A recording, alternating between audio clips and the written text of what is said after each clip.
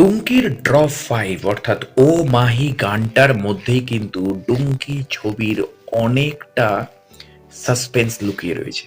কারণ গানটা এতটাই সফট এবং রোম্যান্টিক গান, যেটা অরিজিৎ সিং গেয়েছেন এবং প্রীতম চক্রবর্তীর সুরে, এবং রাজকুমার হিরানি যেন শান্তনু মৈত্রকে ত্যাগ করে প্রীতমের সাথে যে জার্নিটা স্টার্ট করেছে, মানে বাঙালি ছাড়া রাজকুমার হিরানির মিউজিক কম্পোজ হয়তো সম্ভব নয়। কারণ বাঙালির মধ্যে যে সফটনেসটা আছে সেটাই হয়তো রাজকুমার হিরানির সিনেমার ক্ষেত্রে একটা প্রয়োজন।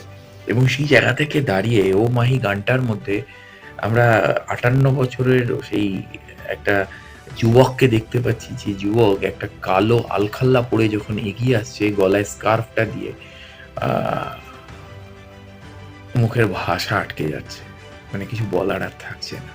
তো এটাই শাহরুখ খান, এটাই শাহরুখ। শাহরুখ যদি নিজে জানতো সে কে, তাহলে তাহলে হয়তো